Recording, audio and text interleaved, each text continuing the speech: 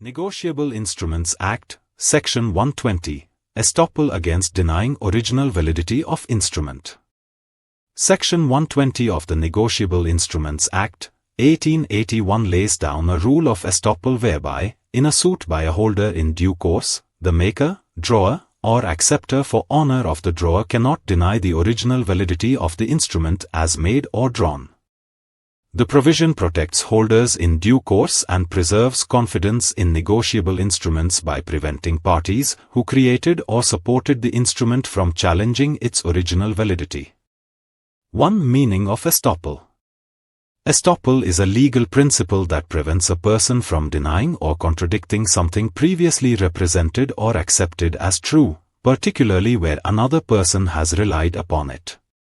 Under Section 120, certain parties are barred from denying the validity of the instrument against a holder in due course, thereby binding them to their own representations and conduct. 2. Purpose of Section 120. The object of Section 120 is to ensure the reliability and negotiability of commercial instruments by protecting bona fide holders and promoting confidence in negotiable instruments. The provision prevents dishonest defenses by parties who issued or supported the instrument, facilitates smooth commercial transactions, and strengthens the position of holders in due course. 3. Parties covered by the section. The section applies to the maker of a promissory note, the drawer of a bill of exchange or cheque, and the acceptor for honor of the drawer, all of whom are precluded from denying the original validity of the instrument. 4. Maker of a promissory note. The maker of a promissory note, having created and issued the instrument, cannot deny its original validity against a holder in due course and is therefore bound by it as originally made. 5. Drawer of a bill of exchange or cheque. The drawer of a bill or cheque cannot, under Section 120, deny the original validity of the instrument or dispute that it was properly drawn, thereby protecting persons who accepted it in good faith. 6. Acceptor for honor of drawer.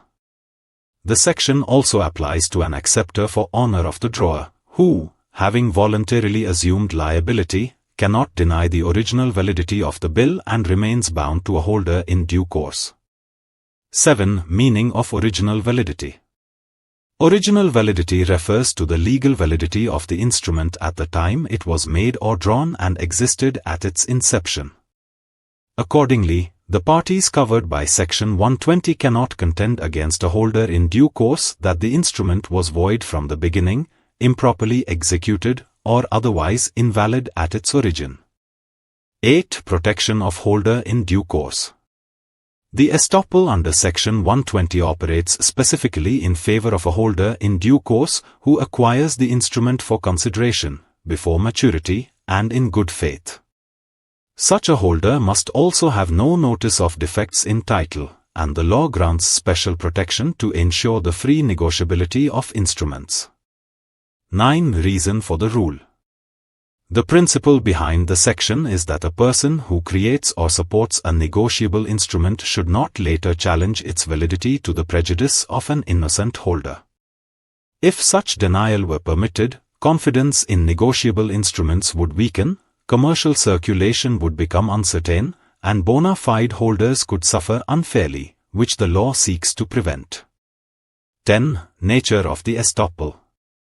The estoppel under Section 120 is limited to the original validity of the instrument, and the parties covered cannot dispute its validity as originally executed against a holder in due course. For more details, contact us.